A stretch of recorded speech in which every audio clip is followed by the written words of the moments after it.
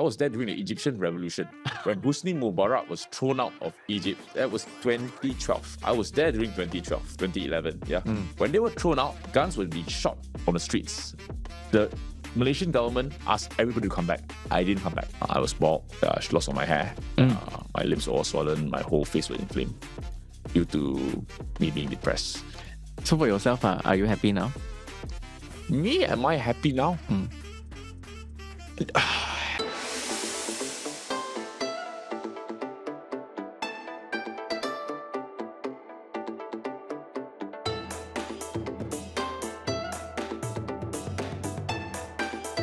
Hello listeners, this is the Asian Century. We have one of the top magicians and producers here in Asia.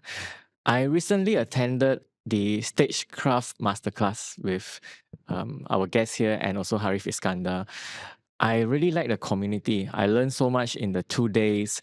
I sat through the 2 days and not only magic and also comedy that I learned. I learned how to build a community. I learned how to be authentic. Of course, I take away all the stories as well. And after that 2-day experience, I said, hey, David, I think you have a story to share, even though David has been on many other podcasts and also BFM. I think it's a story worth sharing and worth having this conversation today. So if you don't know already, David, you can do a quick Google if you don't know him already, and you'll probably find him on his interview with BFM, and he does a couple of things. Number one, he started his career as a magician very young, as a magician back in the day.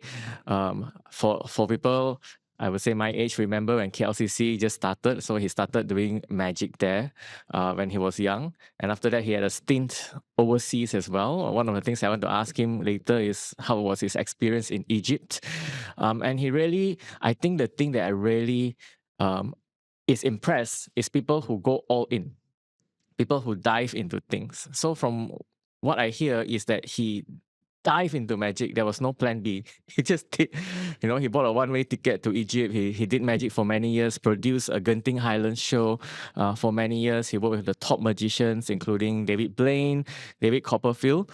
Today, he is a serial entrepreneur also. So with the Stagecraft Masterclass, he is also in the teaching and training. And also he sells this new thing called the Warrior Plunge, right? So which is the ice baths for your home. And according to his interview on BFM, he makes around 500,000 a month selling ice baths. Revenue. Right? He makes that's making money, right? So with all that introduction and all those things that you can find online, right? David, welcome to the show. Thank you very much. Thanks for having me. I think after spending that two days with your team and yourself, I really learned so much about you. And let's start from the beginning. This question actually I didn't send to you. Right. I already thought about it when I was on the way here. Okay. My parents are also teachers. Oh, really? Yeah. So my mom, right? so when I was in primary school, it was a bit difficult for me because my mom was one of the teachers, right? So in primary school. So especially in primary school, I'm a bit naughty. Not a bit, like I was naughty. So I like to fight, I like to run. Like the other day, I shared in the Stagecraft, I said, hey, yeah, actually your son like to fight. I also like to fight when I was young. So I always fall down here and there, fall down almost every week. And my mom was the teacher. So if I fight with another kid, right, it's not about me being naughty, or it's about, wow, this teacher's son is abusing his power. so right, I think starting off, your background, both of your parents, your mom is a headmaster of Asunta, and your dad is also a teacher as well. How did that shape you when you were growing up? Was it very proper? Hey, David, you need to study hard, you need to get good grades, all those. I think my parents were great, in the sense that although they were both teachers, academic excellence was not the number one priority on the list. It was all about attitude and character. So my parents actually knew that, hey, academic excellence is not everything, due to the fact that they do cater to the whole demographic of students, and they do see that excellence is not on the score sheet. Because they have seen so many students grow up. That's correct. Yeah. So hence that, you see, you can take two perspectives from a teacher, whether or not they put importance in academic qualification, or they don't put so much importance on that. Yeah. Do you get any special treatment when in school? My parents, I did not go to the same school with my Okay. parents. That was Yeah. one prerequisite. Ah, I that was put good. That's good. due to subdue any bias. Okay. Yeah. Okay. And one thing my mom said to me, okay, she said she didn't give me any pressure to be anything. She said, don't become a teacher. Did your parents tell you anything like that? My parents have never stopped me from becoming anything I want. Ah. And your dad is a maths teacher, am I correct? My dad is a maths teacher, started off as a maths teacher, Mm. slowly took up his degree into an engineer, then slowly took up his master's in engineering as well, and then after that Wow. became the penolong ketua pengarah Jabatan Kerja Raya JKR government service. Yeah, so for a maths teacher. He's in government service now? He's retired already Retired, but after his teaching, he went to government service. because of the scholarship. Wow. Yeah, so because of the scholarship, maths teacher, scholarship degree. Then after that, scholarship again for masters. Then after that, he came back, worked for JKR. That was his first and last job. Wow. Okay, so when you did magic, I think you found a book, right? At that time, I think it was MPH or something. You found That's right, MPH Mid Valley. I was 13 years old. I took a KTM to MPH Mid Valley from Shah Alam. Okay. Yeah, so Shah Alam Section 18 KTM station, went all the way to Mid Valley. Went down, saw a book, Mark Wilson's Magic, Course of Magic, bought the book with all the money I had. Yeah, and that was my journey. What excites you about magic so much? Puberty. Puberty, Yeah, so that I also had puberty, but magic didn't appeal to me. No, because puberty was that girls appealed to me. Yeah. Oh, okay. Yeah. So when girls appealed to me, I had no particular special skills except playing chess. So I used to play chess professionally. I used to play chess with some of the best players in Malaysia. Yeah, I used to represent a lot of stuff. And nobody likes a chess player, or rather, no girls like a chess player in school. Unfortunately, basketball, badminton, no chess player, nerds. Oh, okay. And then what was the first magic trick you learned? The first magic routine that I learned, let me think. Most likely was the thumb. The thumb, okay. And from the thumb routine, then after that, it just got through just tricks that you got off the shelf. And from after that, it just went on, innovated on. Yeah. What was the time when you say, okay, wow, this magic thing, I know I can pull it off, like you did some trick or something that nobody else can do when you were young? I think the thing with me was that at that time, it was very hard to learn from a book. It's just like learning how to play piano. I've got no YouTube, okay? That one got no YouTube. Yeah, so there was no video. My parents didn't have a credit card, so we couldn't buy the VHS from the USA. You have to actually look at the videos. There was no YouTube that time. Hence that you had to read from the book and picture it in your mind. Imagine learning to play the piano from a book. It's going to be hard. It's actually really, really hard. Yeah. But yet still, because it was so hard, nobody was doing it. And because nobody was doing it, I was a niche. Yeah. And I think one thing before we started, I said you have a radio voice. I think your parents being teachers, right? You pick things up as a child. So I see this in myself also. I can naturally teach because communication was in my family. So I think when you grew up, you knew that you had sort of a bit of communication skills as well. But that turned out to be a double-edged sword. When I think that I have a communication skills, most likely I thought I was good at it. Because I thought I was good at it, maybe become bad. Yeah, but it gives you a leverage, gives you a confidence as well, right? To go through walls. Leverage and arrogance may be a fine line. Yeah. Yeah. So hence that after getting older, I do realize that maybe I'm just a little bit better than communication than other people. Yeah. Yeah, because I do put the work into it. But other than that, that's about it. Yeah, I think that's being honest. I think as you say, in hindsight, or now that you look back at things when you were young, of course, I think we have all have to go through that. Like when you were young, you see the young footballers when they're 21, they think they're the best player in the world. You have to be that. If not, you wouldn't be where you are here today. Oh, true. I understand. So that was most likely a phase I had to go through. Yeah. And that kind of phase would be the hungry dog phase, where you actually have and eat every single thing in front of you. Yeah. Yeah. But yes, I did go through that. And in hindsight, I don't regret it. However, hopefully I did learn something from it. Hey everyone, producer Elton here. we share stories from business leaders in Asia. And if this video brought you any value, hit that subscribe button and remember to turn on bell notification icon. Thank you for your support. See you back in the video. One thing I learned from learning magic is that you call yourself sometimes a mentalist, right? So you are sort of shaping reality in a way, or changing people's perception. How do you see magic? Is it changing perception, or is it entertaining the crowd, right? If you see magic as changing perception, most likely you're not going to be a great magician, because the role of a magician is to entertain. And if you dare to change the perception of people, most likely you ignore the cause of magic for itself. Yeah. Hence, regardless of what kind of form, when you use magic to entertain, and its main reason is to entertain, then no. You don't need to change people's reaction. And even if people's reaction don't change and you entertain them, hey, you got to win. Yeah. Why do you need to change people's reaction just to entertain them? Not really. Don't need to change their perception, right? Yeah. So it's mainly your role as a magician is to make them entertain. Did this come later in your career, or were you always sad about this? Yeah, no, this came in later. Obviously, this came in much later. Yeah, as I told already in the class, that the number one quality you should have is not magic, but it's to be likable. And of course, to be likable, a lot of rules, characters plays to it: humility, cheerfulness, a little bit of sarcasm, and a lot of humor. Yeah. But yet still, if you're doing magic just to change a person's perception of you, then most likely you're hitting the wrong wall.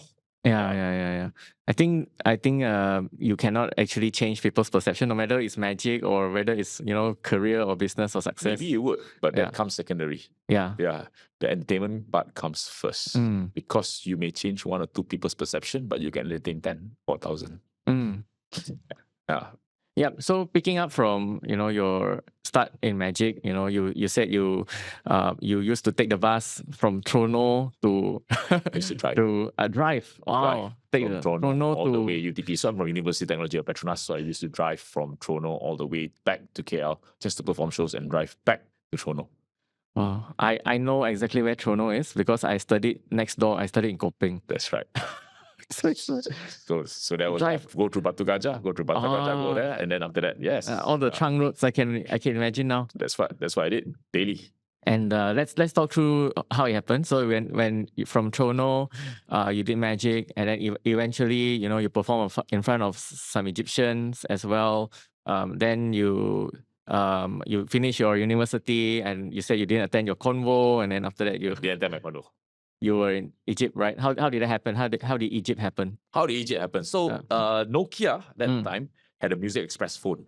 It was the Music Express phone. It was a very popular Music Express phone. Well, I think I had that phone. That's most likely you did. Yeah. So they had their convention for all their Middle Eastern retailers in Malaysia at the rotating restaurant in Kuala Lumpur. They wanted an English performer. I was there, so I performed. They liked the performance so much, they actually extended my performance at the rotating restaurant. From 2 hours became 4 hours. This was KL Tower? This was KL Towers, during those days. KL Towers is the rotating restaurant is still there.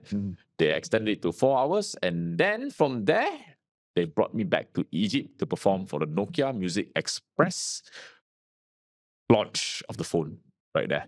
So I took a photograph of a fractured leg. I showed my lecturer, said I got to miss the exam. Took a flight down there. I didn't realize that Egypt is actually during November and December. It is actually -1. I thought it was cold. I thought it was hot. Sorry. Everything desert. Didn't bring any winter clothing, and I did my show there for Nokia Music Express in -1 in the cold. So that was your first time, and it was it that you came back, or do you stay there after that? I went for 1 day, and the next day I came back.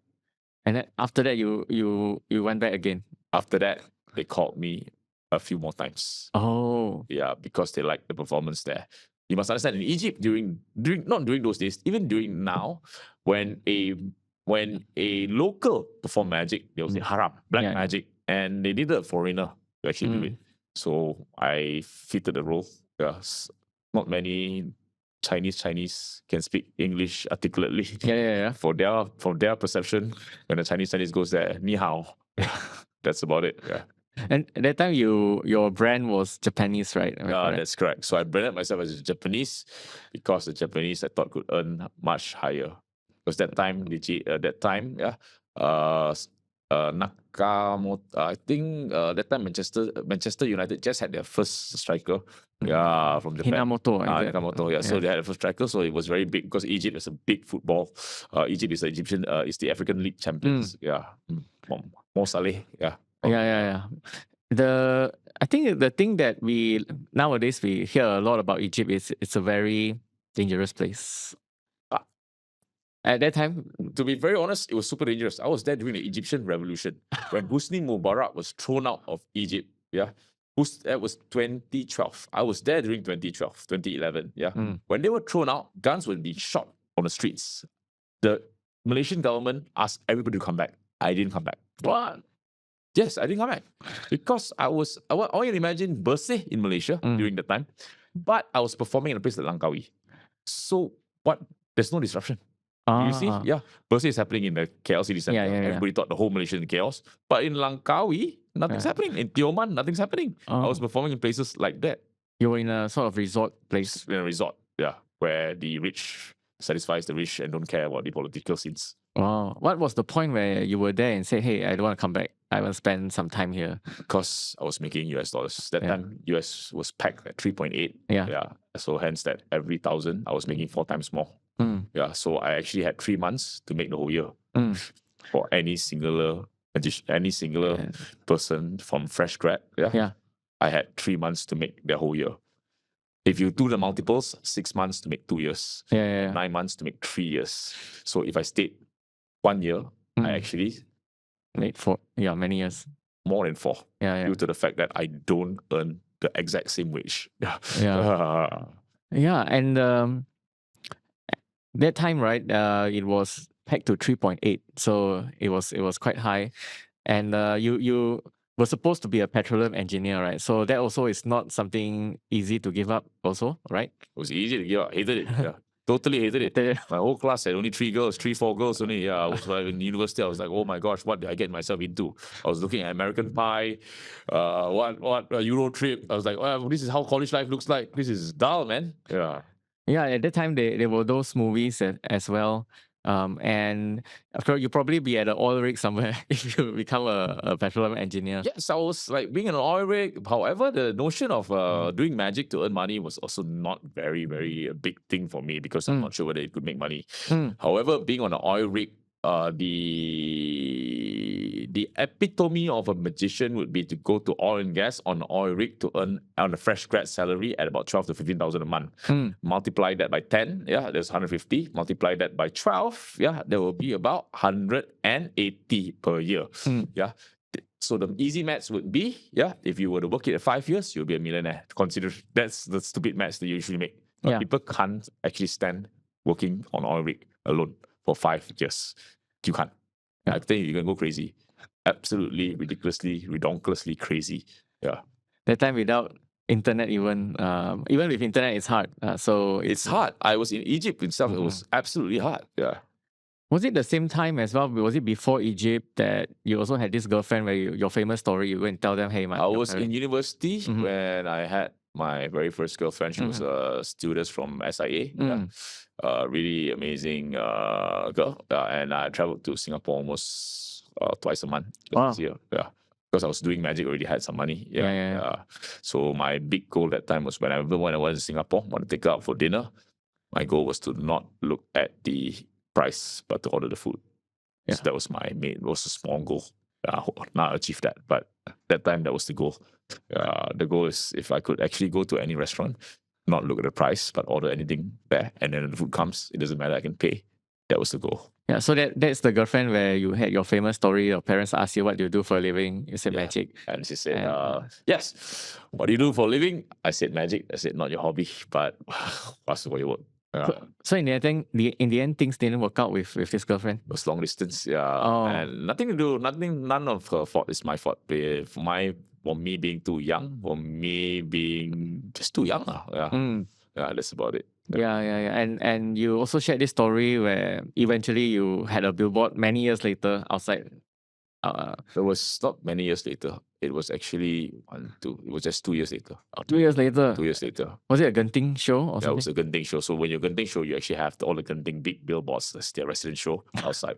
So she stayed in near near Berkeley, yeah. And then there was a big billboard of the show right there. And yeah, but I mean, now looking at it back, it was just a goal. It was just a dream, and that was just the drive. So when you have a strong enough drive, most likely your goals will actually come faster. I think one thing I find similar with your story and resonate with is that girls were the driving force when you were young. And same here, right? I'm not shy of saying this, and a lot of things I do now. Even I tell Elton, my producer, okay, because got a lot of girls there, we are going there. So like, did it fulfill you, or did you achieve some sort of success with girls eventually? Yes, I did. So, I guess I'm lucky with girls. So, but that being said, I would like to actually re-emphasize this. Any male, that is able, that does take care of himself, as in of his looks, and be hygienic. It's a little bit above average in the wealth class. Has a superior advantage. Anyone, any male. Due to the fact that you already win. You're already in the 10%. Okay. And in that percentile, if you actually take it a step further, then you're going to have another advantage. Being on stage helps. Being on stage helps. No, I really feel that the number one denominator of whether or not you're successful with girls is to be successful yourself. Okay. So the odds, the probability. I would disagree. I would disagree. I know some people who not, maybe not the long term, but not successful themselves, but they have entertainment. They have the charm. They get girls, but of course it doesn't last because they live in the basement, whatever. But it doesn't mean that you are rich, or successful, you get girls. Oh no, my thoughts on that is that was it that rich and successful you get girls? If you're rich and successful, most likely you can work on other parts. If you work on other parts and don't work on your success, then most likely not sustainable. It's not going to be a long relationship at all. Because you're going to be attractive, but just attractive. Attractive and just get lucky, very lucky in some place. Just attractive. So hence that my take of it is that if you're just attractive, most likely you're gonna be just attractive. But being on stage helps, does it? Or like because you do your performance in front of many girls as well? Does being on stage help with women? I would say that actually for me, after doing magic, it's the frequency you actually mix with women. And after every frequency, the reflection of what you did wrong and what you did right. And after the reflection is that every woman has their own triggers. So with the number of frequency, due to, I'm not saying that I meet a lot of girls, but because my work entails me to meet more girls than you, much more, because a single show at a night most likely meet 100 women. From performers to stage people, so has that events people. Due to the frequency itself. If I actually take that frequency, reflect on the frequency, what I did right and wrong, and actually tweak it, then you just do not have any. You can't go anywhere near my skill level. Because of the frequency. It's just that. It's like, like people who work in a club as club promoter, they got a lot of frequency to work with one night. So it's not just because I'm good, it's because the frequency is much higher. That's it. If you're working at IT every day, you look at servers, there's no frequency to work with. Most likely your servers skills better than the rest. So hence, as I said, it wasn't whether the skill or not, it was just the frequency and the reflection after the frequency. And from Egypt, how do you come back? So from Egypt, produced the very first large illusion show in Egypt. Genting saw it. Genting saw it in the papers. And after Genting saw it in the papers already, Genting brought me back, asked me to produce their first, that time was the first local producer for Genting. That time, all the producers were quite low. They asked me to produce it. 2011, Superstars of Magic. It was for 20-day run, 21-day run. It was super successful. And then I signed the deal from 21 days to 3 months, 3 months, 6 months, 6 months to 1 year. So it was doing. And it became 11 years or something. It became 9 years. 9 years. Wow, from renewal at renewal. I was doing most of the shows. This was in the theme park, right? No, this was in that time. The theme park did not have the shows. That time the theme park was the Genting theme park. Genting International Showroom, GISR. GISR is the one at Maxim's above the bakery. You got to go upstairs. There's a big theater. Okay. I had a brief stint working in Genting. I worked in the casino last time. As a croupier? As a cashier. As a cashier, I see. This was after SPM. So I think the most stressful thing as a 17-year-old is to be a cashier at Genting. Besides the croupier also very stressful. We had to close $1 million accounts. Like you have to open a counter and close the counter. $1 million of cash and chips. But I know where Maxim is. But yeah, interesting times. I mean, I could see because it was there, the canteen, most likely the same canteen that I go to last time as well. There was my favorite thing about Genting that time was a mama underneath the cable car. Yes. I'm not sure it's still there or not. I know where it is. It's not a mama. It's actually it's a Chinese restaurant that actually had the Chinese restaurant that was the China. Teh tarik roti canai one. Teh tarik roti canai. They have a lot of Malaysian food. All the local Malaysian food there. Yeah. Mama, right? It's under the cable car. There was a very famous. Like you can ring at the parking lot one. Like part of it is in the parking lot. Man, that I don't know. I don't know. Near the cable car, it's sort of a. I wouldn't know. I thought there was a very famous Chinese restaurant there. That too. And you've been doing Genting, and so you have to go up the highlands every single day. No, I stayed in first floor. Wow. I stayed in first floor. So, but after that I got crazy, so I went down every time. After finishing the show, I would go down and I come back up. So it became like the same routine like Trono. I just repeated. I'm a guy that cannot sit still, unfortunately. I can see that. It's not easy to live in Genting because you don't know when it's night or day one. Because when I was working there, you don't know when it's night or day. Every time it's cool and it's 24 hours. 24 hours, and there's a lot of sanity. A lot of artificial light that makes it look like daytime. Everything you're in the casino. True. All the time. So for 9 years, and then now you do your own production. How did that happen as well? How did that happen? I mean, when I did productions there, I actually did productions in overseas as well. So besides Genting, when the production was running in Genting already, I did productions in Middle East, Dubai, still in Egypt. Went back to Egypt to do, I think, consecutively 4 big illusion shows in Egypt. When I do it in Singapore, when I do all over Malaysia, and right now, if there is a magic production, most likely I'll be involved in it in Asia. Most likely. Okay. Yeah, most likely. Yeah, but yet still, I took it a little bit slower after I started my new company, Warrior Plunge. Yeah, because went into because there's too many things going on. Once you teach, once you teach, once you produce shows, and you have a company starting up, so you want to put more focus on that. Yeah. What does production mean? That means you curate the show, you find the magician. Curate the show from A to Z. Yeah. A to Z. Find magicians, script the whole show. Direct the whole thing. Before we started, you were telling me like you were producing this show in Bangkok. That's right. So they know you when you were a magician. That's how you get all these opportunities. No, I'm actually in EO Malaysia, so Entrepreneurial Organization Malaysia. So Entrepreneurial Organization Malaysia is I think you heard about EO. Yeah, it's a community for entrepreneurs. For entrepreneurs, very exclusive one. And then you need to submit to apply to be able to qualify. Yeah, the revenue of 5M. $5M is actually appeal. So I'm the only magician in EO. So hence when EO production comes in, most likely I'll get it. So like internationally the same as well? Internationally the same. When people ask me to produce, it really depends. I do want to produce shows because you must understand, I don't want to be involved in ticket sales. That's one thing I do not want to be involved in. I want to produce the shows, sell the shows. So not many people give me that leverage.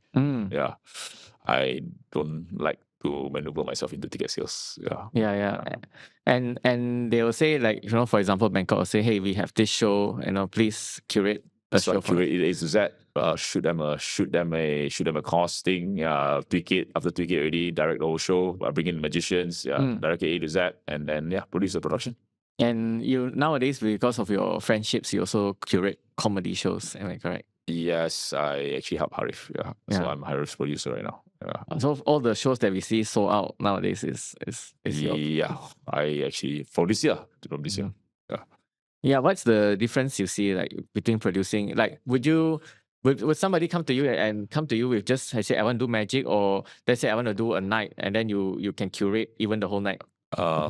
Magic show is so much harder to sell than a comedy show. I want to tell you that. Yeah. It's absolutely hard to sell. Yeah, unless you have a resident show. A comedy show is much easier if the performer is actually very, very prominent. Okay. Yeah, but a magic show, selling it 2 months in advance, I'm going to tell you that you're going to have, unless you get David Copperfield inside, Yeah. they're not going to buy. Speaking about David Copperfield, you work with David Blaine. What was your experience like? First start with David Copperfield. So Copperfield itself, I saw Copperfield appearing in the Bermuda Triangle, back in the Bermuda Triangle back in 1991, 1992. Yeah, that was the very first illusion. I thought like, wow, Copperfield was like Jesus. That's how Jesus looks like. Yeah. How can you appear cheap out of the Bermuda Triangle when it's missing? Yeah. I saw in live TV2. Yeah, not live. It was recorded at the time. Yeah, TV2. So from then on, I went to Vegas back in 2014. Yeah. Managed to, and that time I already know all the producers, I knew all the magicians, top magicians, and yeah, I got to speak Copperfield, work with him, and it was a dream come true.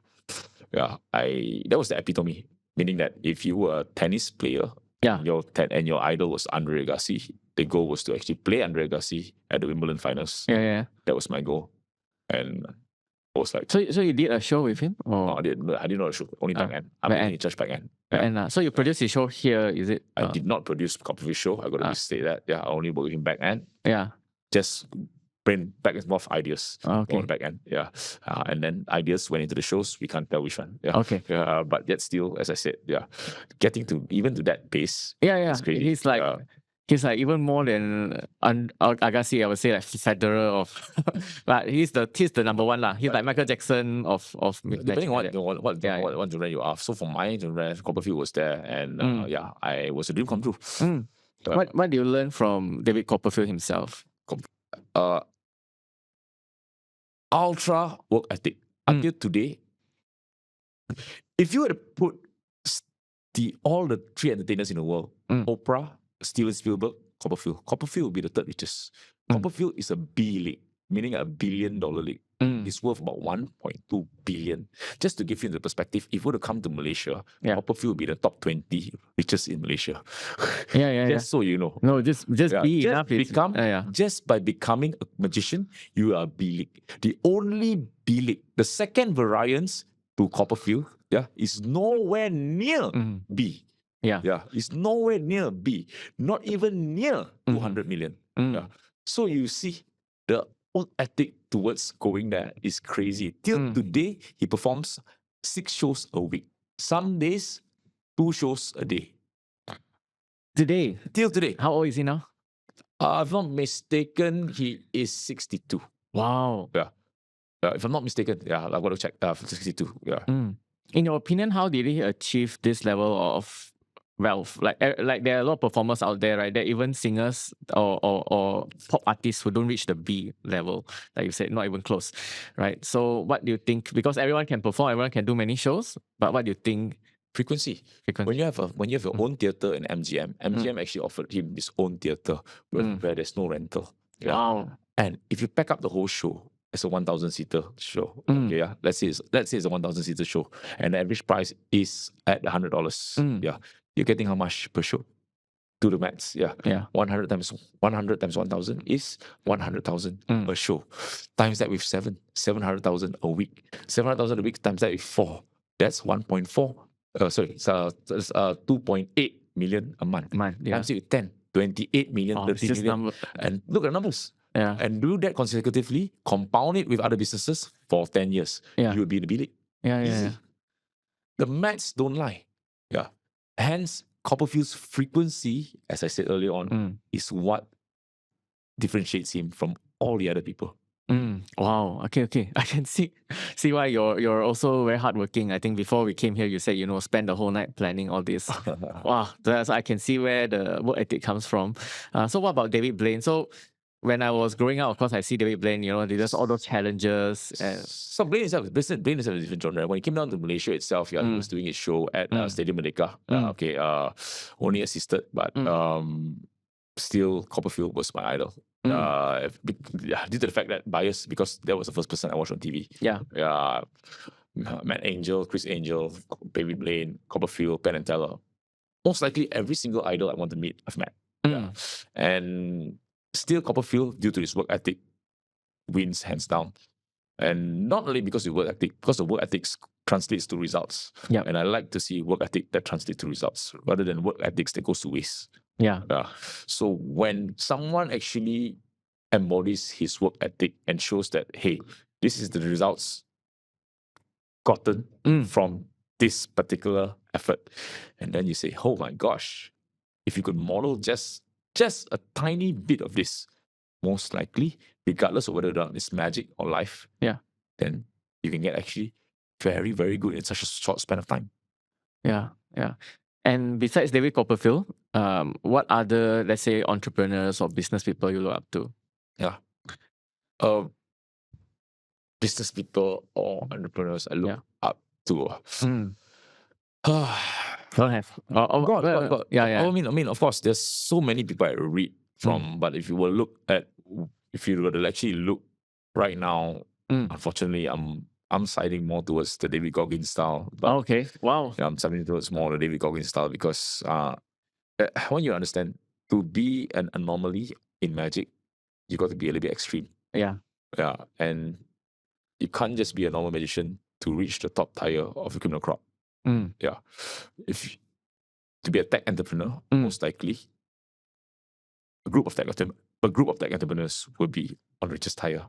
But to be a magician and to be on the top tier, it's a lonely, lonely mountain.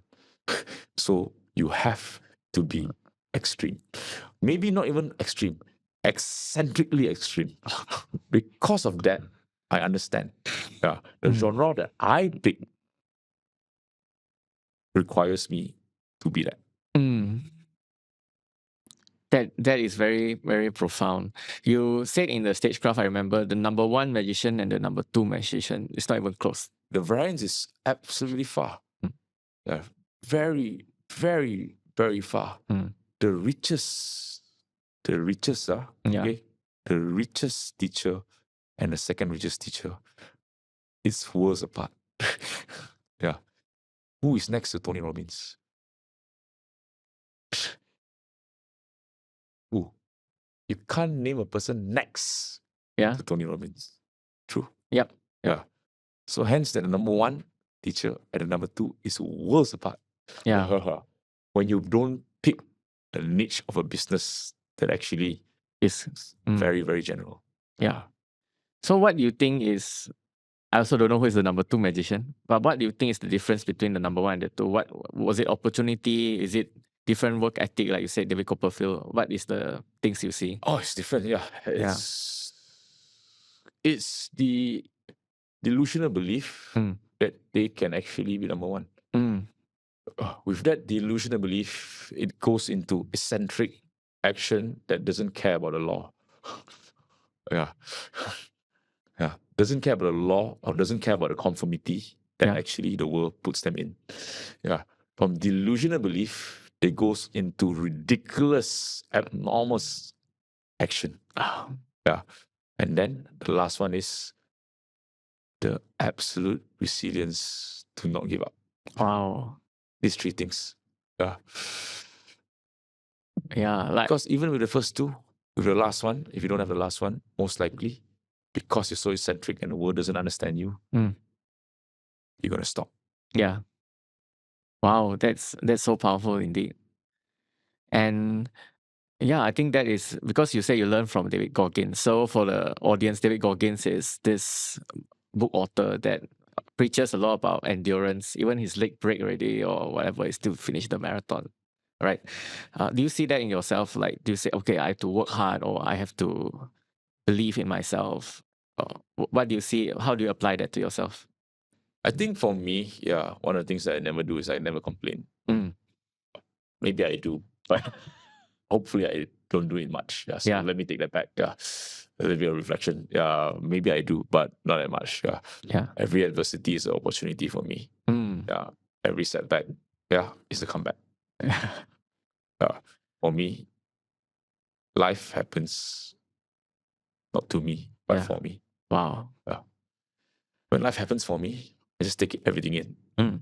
And because of that, I may not be as resilient as Goggins. I may not endure as much pain as Goggins. Yeah. But every moment in my life, although at that particular moment, I may or may not be grateful for it. Yeah. But my switch is faster Mm. than the average person. And, Yeah. and when my switch is faster, hey, Mm. that's why I don't waste time. Yeah. Speaking about life, you recently had a near-death experience episode in the hospital. So can you tell our audience about that? Yeah, so I went for a private clinic. Actually, I had a drip. So I had a drip on myself. Yep. And then after that, the drip was contaminated. Not the private clinic's fault. It was the manufacturer. And superbug entered my body. Yeah. In 1 hour, my organ collapsed. My kidney failed. My liver failed. And I was in ICU for 6 days. Yep. Yeah. So I had 6 needles, full spectrum antibiotics inside. I had a catheter inside my penis. So it was really crazy. Yeah. How, when you shared with me, you shared your whole story that, your mom sent you to hospital, you tried Panadol, you went to clinic, you of course, until today, you don't really complain. Because I can imagine the amount of pain that you had. You had this sort of infection throughout your bloodstream, right, which affected your organs, etc. Yeah, my fever was 42 degrees. My heart rate was 168 for 3 hours. 168 for 3 hours. My fever was 42 degrees, 41.6 degrees Celsius. And my blood pressure was 88/40. So doctor could not get blood out of me, test my blood. So they had to puncture my vein. Yeah. So it was crazy. Hence, but your question was, I did not complain. And then maybe how do you feel in the hospital? Like when you were going through all that, you don't know whether you get through. There's no light yet at that time. What was going through your head when you were in the ICU? Quickly get over this. That was my main mindset. Quickly get over this. I never whine. Literally I never whine. So I asked my friends whether or not it's bias. I usually ask my close friends, did I whine? Did I complain? Did I actually complain about my situation? Everyone said no. And the reason why for this is because if I cannot complain in that kind of circumstance, most likely when other things hits that are smaller, I can get through them easier. And this is practice for me. This is training for my mind. Do you have any regrets in that part? Or like, I should have done this, or regret in the part where or because health is the only thing as an entrepreneur you cannot. So I never got sick in the past 3 or 4 years. That was the only time. And I recovered in the fastest instances. People with sepsis usually are in the hospital for 4 weeks. I came out after 6 days. 6 days of the ICU, I escaped. I ran out of the I ran out. The hospital called the police on me because the hospital were liable for my so actually police kind of find me. Then I went back to the hospital. Yeah, and today you're still affected by it in a bit because of some damage that's being done. No, I'm not. You're not. I'm not. Actually, I'm not. I'm not affected. Maybe there is a little bit of scars, but hey, that's very, very easy. But it's very good conversation for life. A good story to share. Very easy, very good. It's very good conversation for life. Very legit, genuine story that I have in my own chest. And not many people have the experience of going through life and death. And I have one. And when I have one, it's my advantage against everyone else. Yeah, wow, that's a very, very good way of seeing it. Because from what I hear from you, there are some effects, not mentally, right, but physically or health wise, right? There's like you mentioned that some of your health recovering, markers, But I wish you all the best that you can recover from that as well. For sure. Yeah. So after Magic, in a way, you did sort of start this Warrior Plunge thing. What made you get into it? Was it like you saw the wave of ice plungers? No, I actually was depressed. So I actually came out of a really long relationship. Yeah, I got very depressed because of that. Relationship didn't work. I was supposed to get married, and I, for the very first time in my life, I got depressed. And for me, at that time, being depressed was a taboo word because I'm strong. Yeah. My side is great, and I thought I could handle anything. I thought I was bulletproof. The way I spoke was that people who were not feeling great about themselves or feeling depressed, hey, buckle up, get back up. Yeah, don't waste time. Yeah. And at that time, I couldn't get back. And I didn't know why. Yeah. So a friend actually brought me to the cold plunge. And I lost all my hair at the time. I was bald. I never show you the photo, but one day I'll show you later. I was bald. I lost all my hair. My lips were all swollen. My whole face was inflamed due to me being depressed. Wow. And that's when I found the ice. And when I used the ice, my inflammation went down. My thinking got better. And my sleep got better. And because of that, I was a big fan of it, doing it every single day. To start a cold plunge company in Malaysia is crazy. You're selling a 10 to 20,000 ringgit tub to the public to jump into the cold. You know how hard is it? If I were to give you a tub to sell, regardless of how skillful you are, you'll first sell to your 3 best friends. And even that is hard. Yeah. Even 3, that is hard. Yeah. And after that, what's going to happen? But when you have a fanatic like me that uses it, that has a story, that also embodies it so well, then you got a niche. Just like magic. Just like magic. I have the belief in me that I could make magic into $1 million business. Do you know how many people would actually think that? If you were to ask me now, with none of my prior experience, whether or not I could make magic into $1 million business, I may be doubtful. True. If my daughter brought back a boyfriend that's a magician, I'm not sure whether the person can actually make a living. Just so you know. It depends on his mentality, whether he's like mine. It's not about the magic anymore. And because I have that experience in my mind that I made magic into a thriving business, that's where the cold plunging business started. It was absolutely hard, harder than magic. You're selling a tub that it just makes cold. Can you try to imagine yourself selling that? It's the worst thing. It's you're selling pain essentially, right? You're selling pain, and people need to pay 20,000 ringgit for pain Every morning. every morning. Can you do that? It's cut. But that's also a challenge to me. Rather, a challenge to me is also sharpening my skill, knowing what the pain points or what people want, knowing how to sell. And if I can sell a cold plunge, most likely I can sell a lot of things. So I from what I learned from you, you chose the 2 most difficult things to do, magic and also cold plunge. And you have to be a bit delusional, because you don't know how high is the mountain. You climb up, let's go. For the listener here, they will ask themselves, yes, I know I have to believe in myself to do this. What is the line you would draw? Like, let's say you haven't done this. For the listener, say, what is the fine line between delusional and also, being a success? The fine line between delusional and success is up to you. It's up to your finite time. If you are 30 or 20, the line goes bigger. If you are 50, the line is shorter. If you're 70, the line is much shorter as well. So you're asking the question, where is that fine line? The fine line is how much time do you have? Because you remember, with frequency, you do get better. And frequency is only able to be done with time. Have you thought about giving up at any of these points? Of course. Thought and do is 2 different things. I've thought a lot of things in my life. You have thought a lot of things. I've thought a lot of nasty things in my life. And what was the thing that kept you through it? Was it David Goggins, or what was the thing that made you, I have to push through this?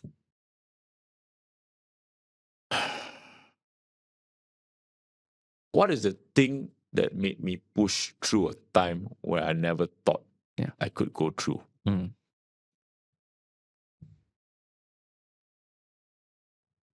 The firm belief the firm belief that this is just a training. This is just a training.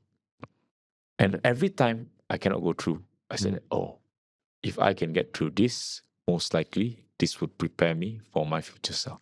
Oh, And every time when I cannot go through, I said that, oh, this is just preparing me for my future self again. And my future self will thank me. And with that kind of experience embedded in my mind, because later on my future self doesn't thank me. Look, just been through life and death. A person calling me or customer dissatisfaction to my products has no meaning for me in comparison of the difference of intensity of the problem. yeah. Yeah. So, but don't forget, Yeah. a lot of people don't reflect, don't learn. And when you don't reflect, don't learn, life repeats itself. You put to waste that incident. I put it to practice. Amazing. That is a very good frame to have. And I think I will use that as well. Yesterday, we mentioned him a couple of times in this interview. I met Harif Iskandar at a cafe yesterday, and I said, Harif, was nice attending the Stagecraft Masterclass. Harif, I'm interviewing David tomorrow. What question should I ask him? So this is a question that Harif gave me. He said, ask him about his purpose. He's doing a lot of things. Ask him what is his purpose. Or what's your purpose, David? My purpose right now, since the start, since my days when I was younger, was very easy. Yeah. The secret to a happy and healthy life is happy and healthy friends. That's my firm belief. The secret to a happy and healthy life is happy and healthy friends. If I'm successful, most likely I can help my friends to be successful. And if I'm competent enough to help my friends to be successful, my group be successful. And with my group being successful, always remember this. Life has its downward spirals, upward spirals. Yeah. But if my whole group is so strong with the competence that they can actually help me up when I'm down, when I'm sick, when I'm down, when I'm in a relationship, or when I'm down with his wealth, I'm okay. And that's my purpose in life. Yeah. To love and help the people around me to make sure they perform at their peak potential. Yeah. Not everyone, but just the people I love. Because the people I love are already a lot. I know some of the people in your group, including Jonathan Quack, which in my very early version of this podcast, I did have him on. So he also mentioned that, how you help him, like his wife actually, I think, is introduced by you. And I've seen it, through spending time with you. I've seen, people like Michael Teo, people like, Harif, and many other people, including Timothy Tia in your circle. How has you said your group help you? How has it helped you? So I'm very lucky. When I was successful, when I was bleeding up, when I was actually having a lot of money in my account, I was lucky, I was nice to people. And I say this not because in hindsight, or not because I'm over exaggerating, or not because I think I'm nice. Because when I fell down, a lot of people came to my aid. A lot. And I always tell this. Because when I was up, I treated people with respect, with dignity, and also I helped them. When I was down, I realized that, hey, life is seasons. Yeah. Doesn't matter whether your wealth won't stay forever, your health won't stay forever, your relationship will stay forever, something will go down. Yeah. But when things are going up, be nice to everyone. Oh, wow. Yeah, that's something I learned as well. Being part of the Stagecraft community, it's a very supportive community. I think you set the culture there, you set the tone. So I've known people who receive help, who have changed their lives inside their community. What do you see this community becoming? Like, do you intentionally build this community this way? Build so many communities. From my Ice Buff community to a Stagecraft community, to my friends' community. I have no intentions. My intention is just make sure you make better friends. Yeah. And if you don't make better friends, be a better friend. All right. Thank you for building that community and benefiting and being part of it as well and attending many events. So check out the Stagecraft community after this. One last question before we end this. So nowadays you teach Stagecraft, you teach magic. What are the things that you want your students to take away? Right? What are the things that they want to learn from you? If there's one thing they should learn from me, is that, hey, I want them to know that you don't need to be me. You don't need to be me. You're enough yourself. Wow. Yeah, you're enough yourself. Yeah. What you see of me on the stage or what you see of me speaking confidently, yeah, I'm vulnerable. There's so many fears, there's so many issues, there's so many problems that I still have to face. I just may face it better. Yeah. Or I may just show a face that may seem better. Your life might be better than mine. Yeah. So you don't have to be me. Be happy with yourself. And once you're happy with yourself, most likely, yeah, your joyful index will increase by a lot. And that's just what life is. Yeah. So they don't have to be you. They have to be. I'm a teacher. Yeah, You must yeah. understand. Yeah. They don't have to be me. Whatever I teach, take the goods, throw the bads away. But you don't have to be me to be where I want to be. Yeah. You are most likely you're happier than me right now. So for yourself, are you happy now? Me, am I happy now? Happy is a variance that changes with how your day goes. Yeah. And a person that I feel that if a person says that he's happy the whole day, regardless of what happens, most likely he's in denial. Most likely, because happiness is an emotion. Yeah. I actually look for peace rather than happiness. I look for peace. Yeah. If I'm sad, I'm sad. If I'm happy, I'm happy. But most of the time, I would love to be peaceful. Yeah. Now I see that you are, I would say, working very hard, hustling very hard. Is it a phase? Do you see yourself, one day being less involved, or what's the end goal from here? I am less involved right now. Less involved right now. I'm with you right here, speaking on a podcast without looking at my phone for the past hour.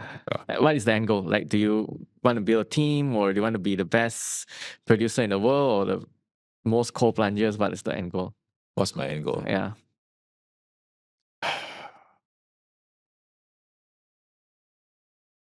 Like we referenced the mountaintop, like the number one. Is there a number one you want to go? Still want to go?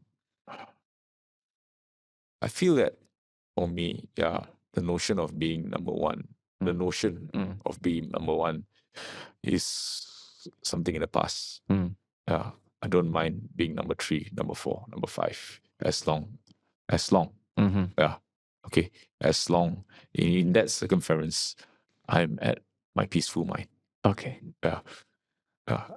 So don't move the goalposts. Go first. If the goalpost keeps on moving, most likely. Why is the goalpost at the moment?